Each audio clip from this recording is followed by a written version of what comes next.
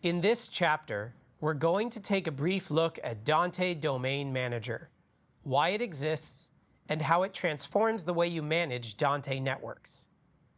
We'll explore the architecture and design of DDM, how you access Dante Controller, and how you manage users, clocking, system monitoring, and integration with external services such as LDAP, email, and SNMP.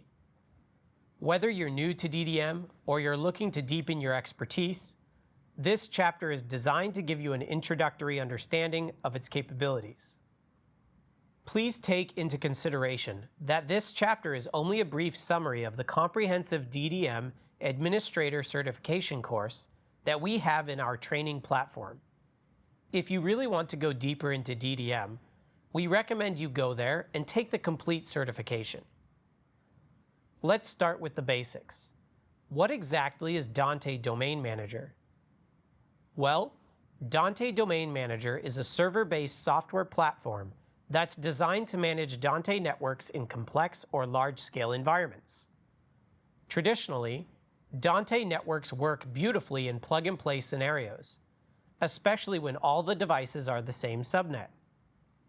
As AV systems grow in size and sophistication, especially across multiple floors, rooms, buildings, or even cities, the need for centralized management becomes more critical.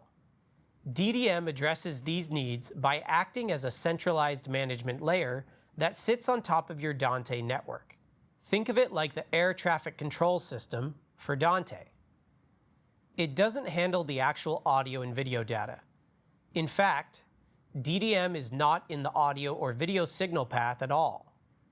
Instead, it coordinates communication, manages devices, applies user permissions, and keeps everything synchronized and organized. If the DDM server goes offline, media signals keep flowing uninterrupted.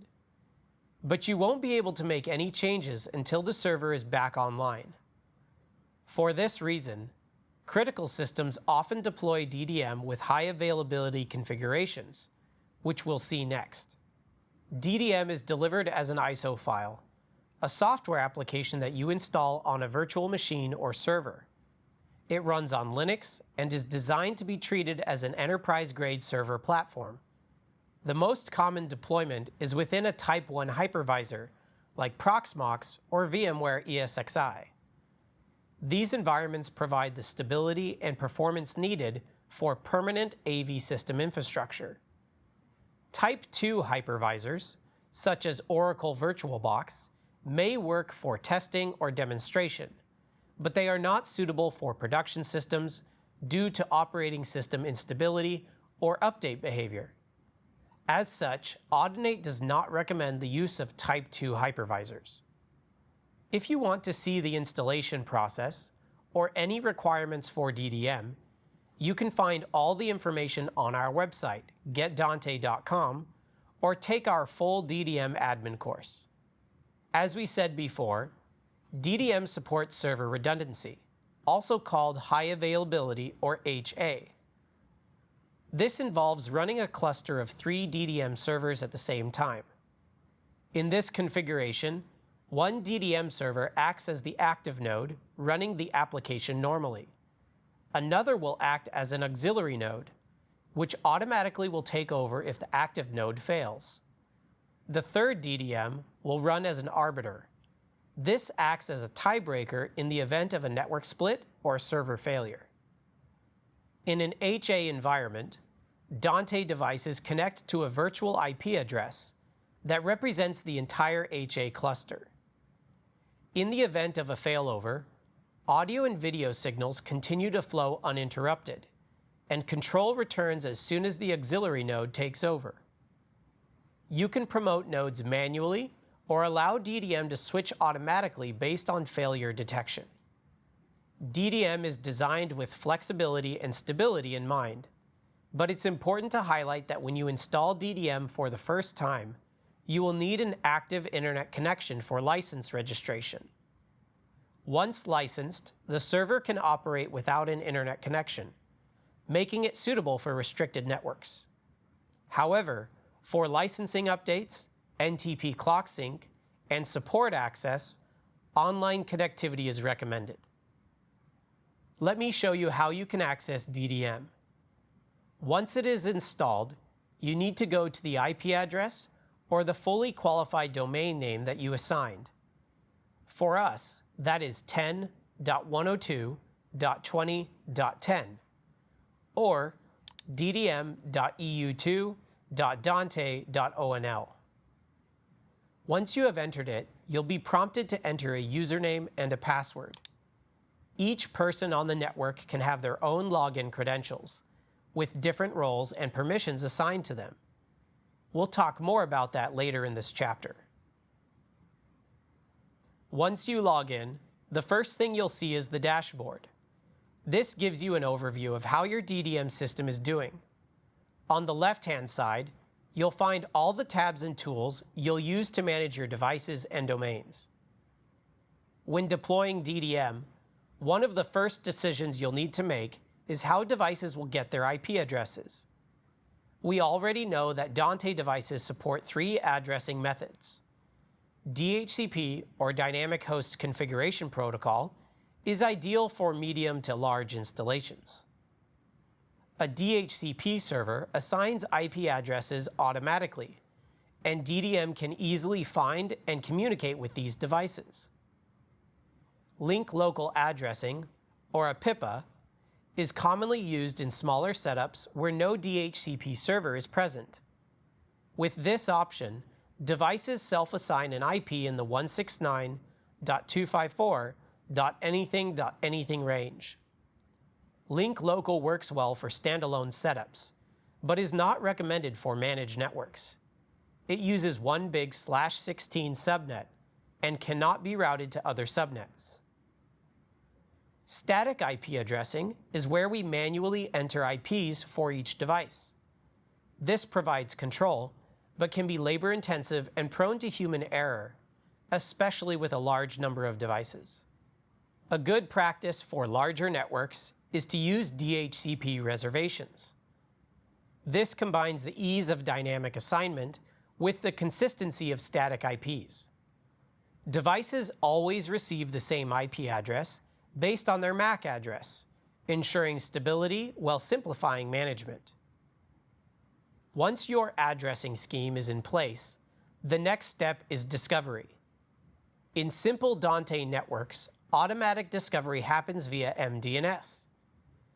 Devices announce their presence and look for others on the same subnet. This kind of setup only works if everything is on a single subnet. You can think of it like your phone finding other devices on the same Wi-Fi network, or when you stream music to a wireless speaker. It's all happening within that one local network. Here's the downside.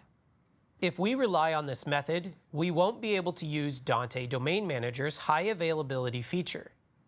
High availability requires a DNS server for device discovery, and MDNS, the discovery method used in a single subnet environment, doesn't provide that. When your network spans multiple subnets, multicast discovery will not be routed by default.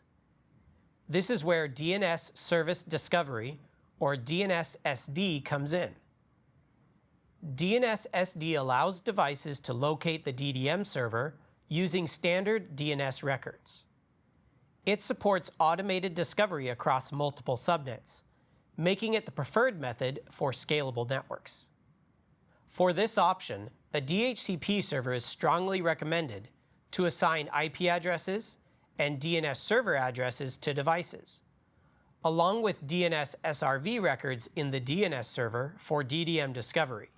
If automatic discovery isn't feasible, manual enrollment options are also available. You can input IP addresses directly into the DDM web interface, or use the Connect Devices to DDM option in Dante Controller. Devices will then report into DDM, allowing you to assign them to specific domains. Let me show you. We'll start by enrolling a device that shows up in Dante Controller.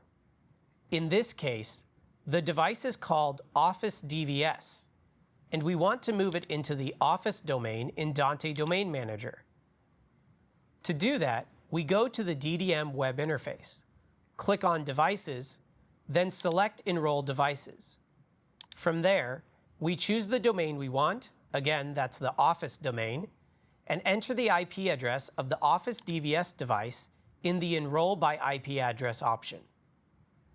Once we hit Enroll, that device disappears from the unmanaged domain in Dante Controller and gets enrolled into DDM under the Office domain.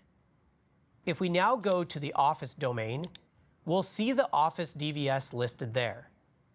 This demonstrates a successful enrollment into a DDM domain. Okay, here's a quick reminder. Dante Controller must be in the same subnet as the Dante devices we want to push to the DDM server. That's important. Another way to do this is by using Dante Controller directly. Since we're here, I'll take a moment to show you how to connect to Dante Domain Manager. Once we're in Dante Controller, look for the globe icon up in the toolbar and click on it. That brings up the connection screen.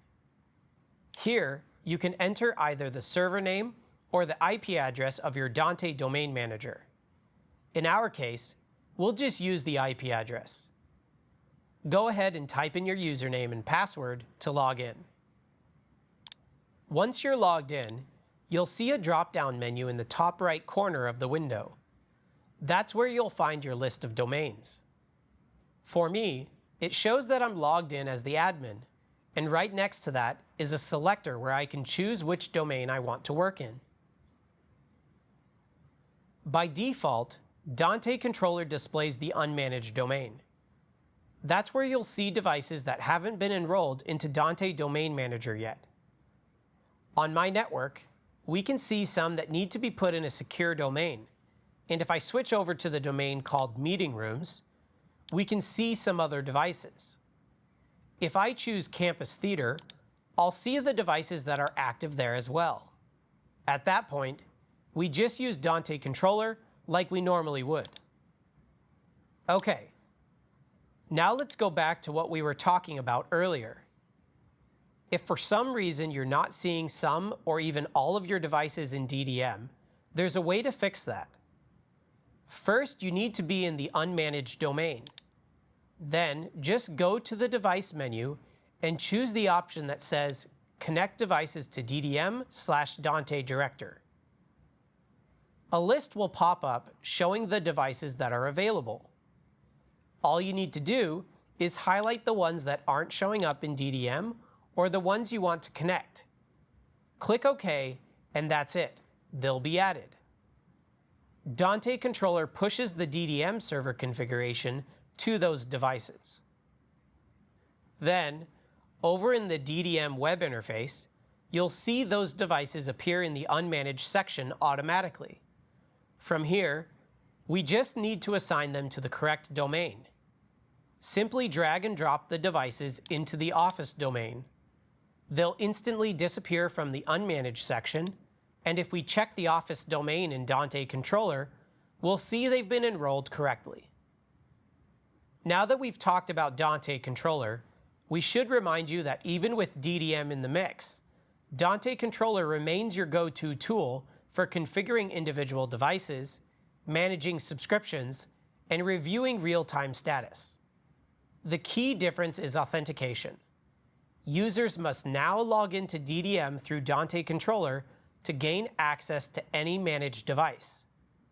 Once logged in, users will only see the domains and devices they've been granted access to, adding a crucial layer of security and organization.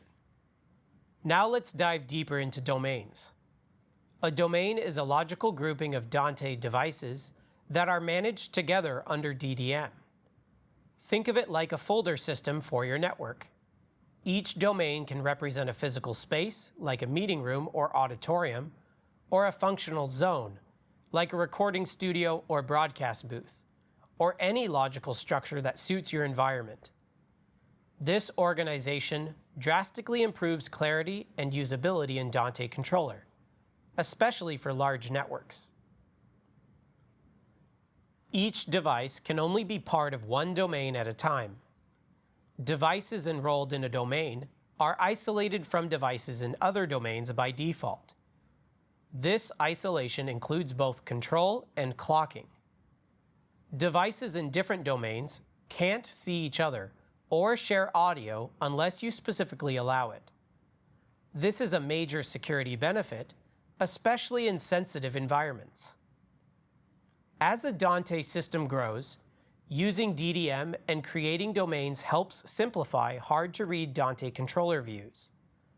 From something that looks like this to something that looks like this. Let me show you how to create and delete a domain. All right, now that we're in the DDM dashboard, let's walk through how to create and manage domains. We start by heading over to the Domains page, and from there, we just click the Add Domain button. Let's create the first one and call it Classroom. Then I'll go ahead and create two more, one called Auditorium and one more named Meeting Room. If I create a domain that I don't actually need, I can simply click on the one I want to remove and then hit Delete. Now that we've got our domains set up, it's time to move our devices into them. To do that, we go to the Devices page, and here we see a section called Unmanaged. This is where devices show up when they haven't been assigned to a domain yet. There are a few different ways to enroll devices.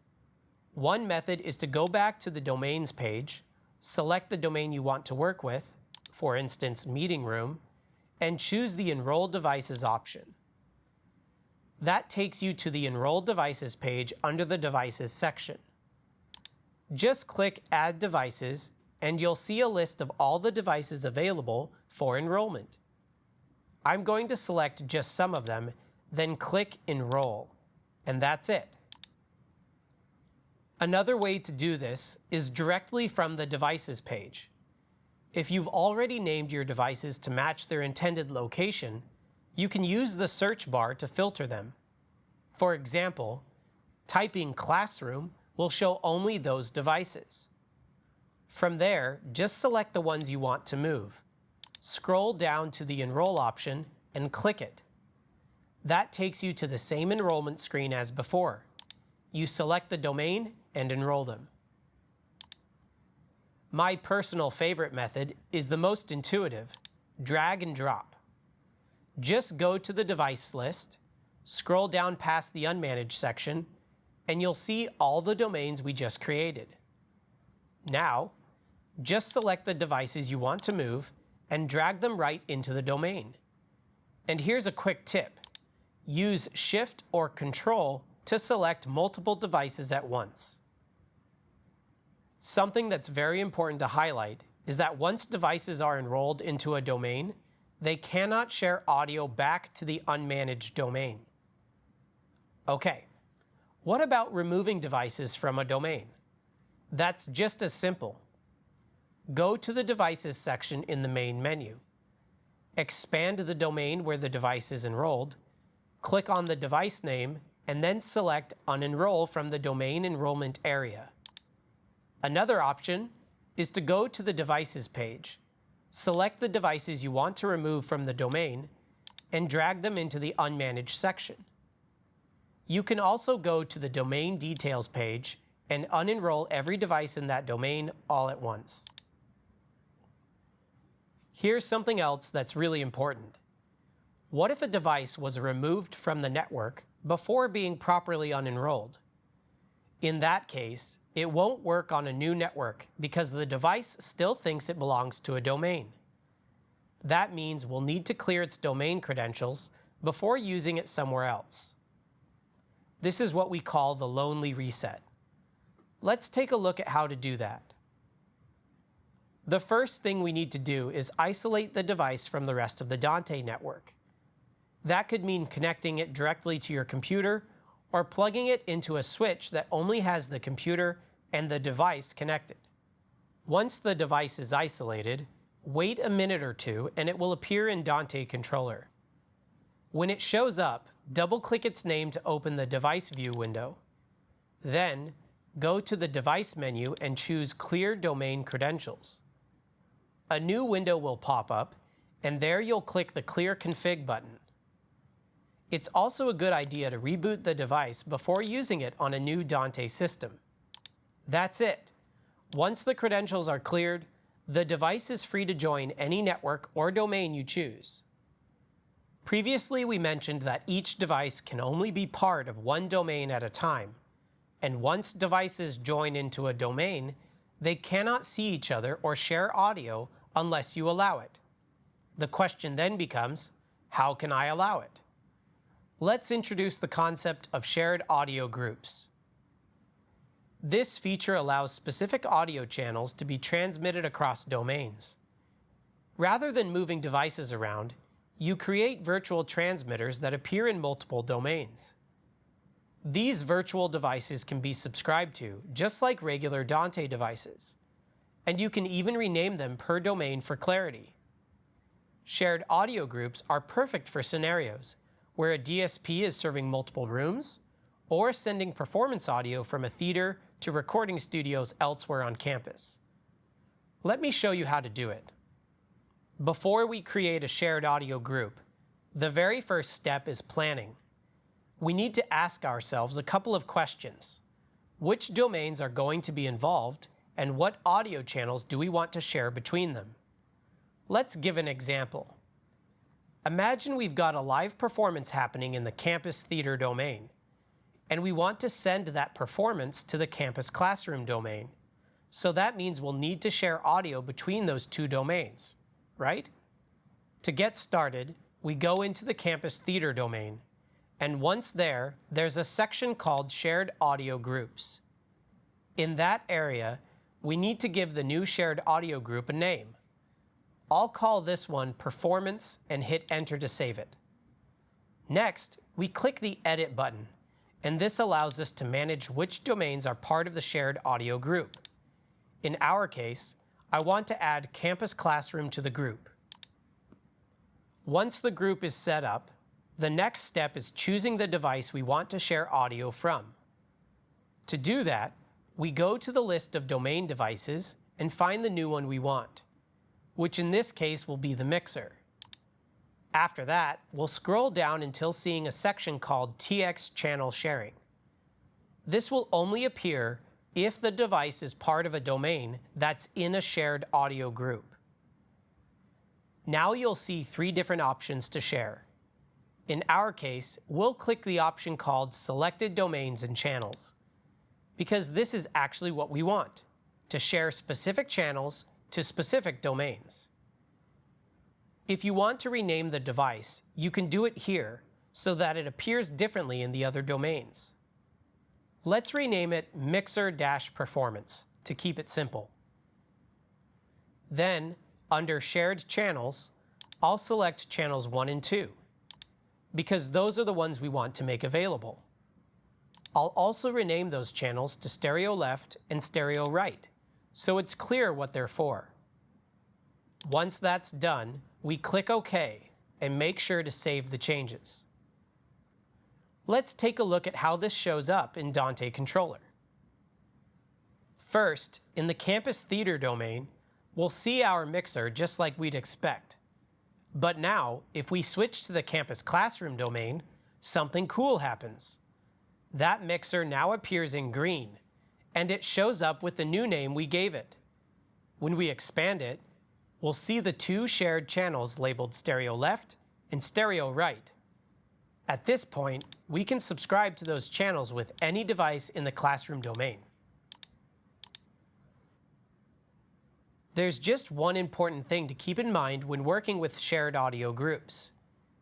If both domains are in the same subnet, then all the PTPv1 clocking is still multicast. That means those messages can be seen by all devices on the network, because everything is running at layer 2, so there are no routers involved. But what happens if the domains are in different subnets? In other words, they're separated by a router and operating across layer 3. That's where things are a bit different. This brings us back to something we talked about in the previous chapter, and that is PTPv2 unicast clocking. When you're crossing subnets, unicast becomes essential to keep clocking working correctly between devices in different domains. Okay, we learned that every Dante domain is its own independent clock domain. Devices within the domain synchronize to a designated clock leader. DDM makes this process easier by automatically configuring clocks based on network topology and device capabilities. However, in multi-subnet domains, DDM uses unicast PTPv2 to send clock data across subnets, ensuring all devices remain synchronized.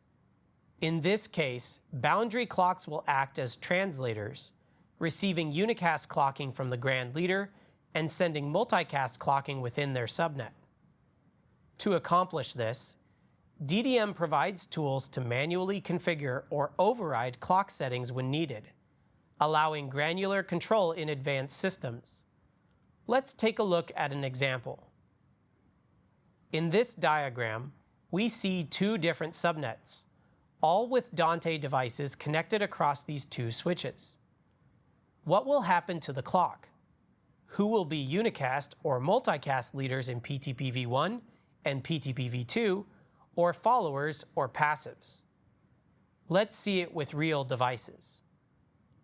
All right, let's take a look at the setup. In the first switch, we've got a Yamaha DM3 mixer, a Focusrite RedNet interface, and a computer running Dante Virtual Sound Card. All of these devices reside in the 192.168.111.0 subnet. On the second switch, which will be the 192.168.112.0 subnet, we've connected a Shure ULXD wireless microphone receiver and a Dante Avio adapter. For this demo, we'll enroll the mixer, the interface, and the computer into a Dante Domain Manager domain called Classroom A. The microphone and the Avio adapter will go into another domain, which we'll call Classroom B. Each domain has its own subnet, and if we open up Dante Controller, you'll see that the devices in each domain are completely separate from each other. At this point, there's no way to share audio between them unless we create a shared audio group. So, let's take a closer look at each domain. In Classroom A, the system automatically selected the mixer as the clock leader. That device is now sending out PTPv1 multicast messages, and the other two devices, the interface and the computer, are following it. Over in Classroom B, the microphone has been chosen as the clock leader and is also sending PTPv1 multicast, while the Avio adapter is acting as a follower. So far, everything is operating at layer 2, using multicast for clocking, so no unicast is involved yet. What we really want to do is share audio between Classroom A and Classroom B. To do that, we'll go ahead and create a shared audio group in one of the domains. Let's name it Classrooms Sharing. Remember, for this to work, both domains need to be members of the shared audio group. Once we set that up, you'll notice something new. In the clocking section, it now shows the clock type as multi-subnet, and there's a warning that says multiple primary leaders have been detected. That's expected because each subnet has its own leader right now. So how do we fix this? The easiest way is to just click the Auto Configure button and let Dante Domain Manager handle everything for you. But since this is an advanced class, we're going to do it manually so you can really understand what's happening behind the scenes. Let's go to the Advanced Settings and take a look at the Domain Clocking section. Here, we can clearly see that two devices have been elected as primary leader clocks, one in the 111 subnet and one in the 112 subnet. This occurs when PTPv2 messages are sent using unicast across a layer 3 network, where devices in different subnets aren't able to participate in the same multicast election. To solve this, we need to enable unicast clocking on both of these devices. Once we do that, the system will run a new clock election to choose one device as the domain clock leader and the other as a backup. It's always a good idea to have a backup device ready, just in case the clock leader fails or gets disconnected. In our setup, we'll make the interface and the AVIO adapter the unicast-capable backups. If we go back to Dante Controller and look at the Classroom A domain under the Clock Status tab, we'll see that the mixer is listed as the primary leader clock. That shows up both at the top of the screen and in the domain status column. The interface shows as standby, and it's still following PTPv1 multicast. Why does it show as standby? Remember, a device cannot be a follower on multiple PTP ports at the same time. So in this case, it's ready to take over if needed, but it's not actively following unicast yet. Let's check Classroom B. Here is where things get interesting. The primary leader clock appears as unknown, but if we hover over it, we'll see its MAC address. If we compare it with the mixer in Classroom A, we'll find out it's the same device. So even though it's in another subnet, it's acting as the clock leader for both domains. Back in Classroom B, the microphone now shows up as a follower in the domain status column.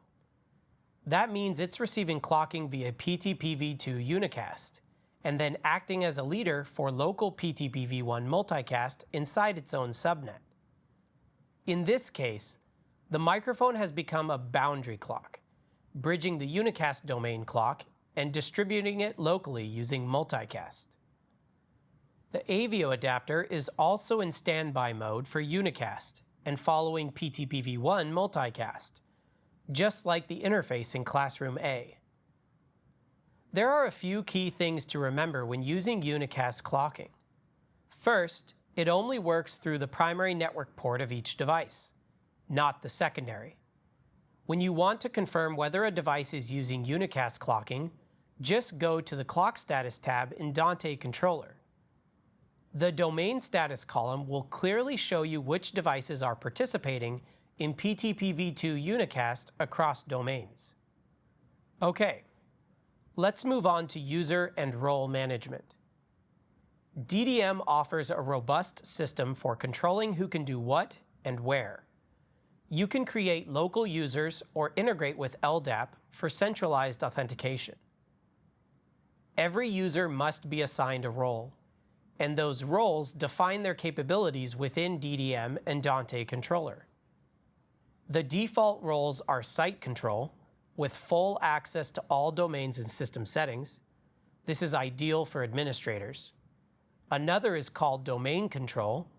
These users can manage devices and clocking within assigned domains. And another role called media control, which is limited to making subscriptions and minor changes. Finally, the read-only role allows view access only. Custom roles can be created to fit your specific needs. You can assign different roles per domain, or even set a user's role to none for domains they shouldn't see at all. This ensures only the right people can access the right devices at the right time.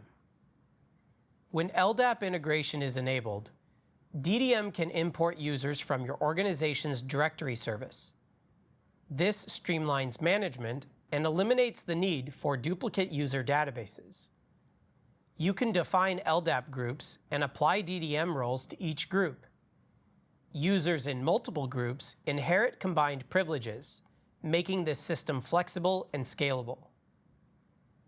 Let's start by creating a new user. We'll head over to the Users tab and click on Add User. First, we need to enter a username and password. In this example, I'll use John Doe as the username and assign a password.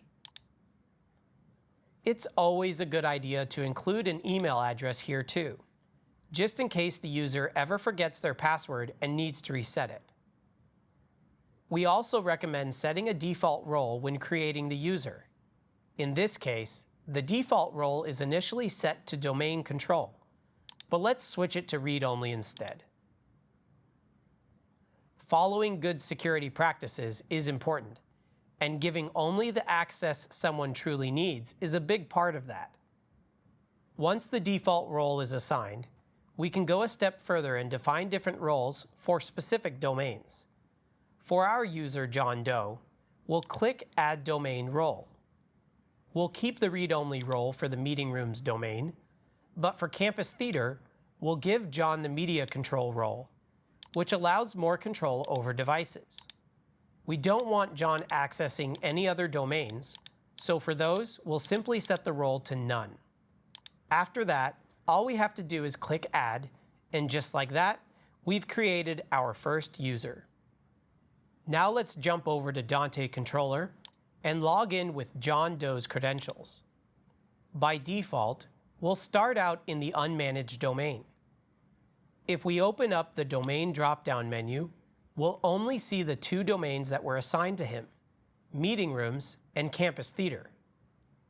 In the Meeting Rooms domain, John has read-only access, so he can view devices but can't make any changes. In the Campus Theater domain, he has media control access, which means he can edit device settings and make subscriptions as needed. System monitoring is another core component of DDM. For example, the dashboard provides a real-time overview of your Dante environment. Alerts are color-coded and categorized by connectivity, clocking, subscriptions, latency, and general system health. You can filter alerts by domain, severity, or type, and even customize your dashboard layout.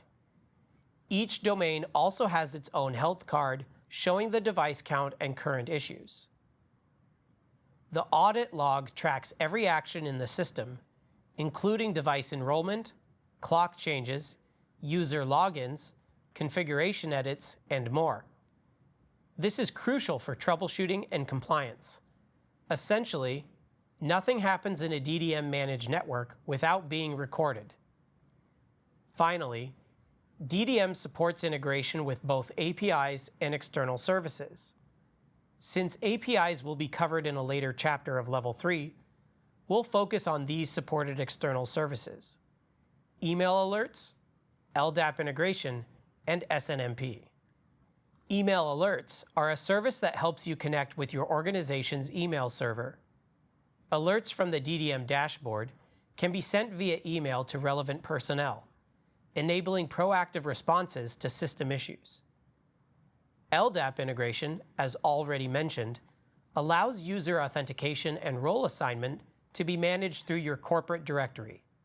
SNMP support allows DDM to act as an SNMP agent, interfacing with enterprise monitoring platforms. IT teams can receive alerts and monitor Dante alongside their other systems. As you've seen throughout this chapter, Dante Domain Manager plays a critical role in managing and securing Dante networks, especially in complex or multi-subnet environments. From user roles and device visibility to clocking across domains, DDM gives you the control and flexibility needed to scale and support professional AV systems with confidence. Believe it or not, what we've covered here is only the basics. If you want to dive deeper and truly master DDM, we invite you to check out our full DDM Administrator certification course available on our training platform. It's packed with hands-on demonstrations, advanced topics, and real-world scenarios to help you get the most out of Dante Domain Manager.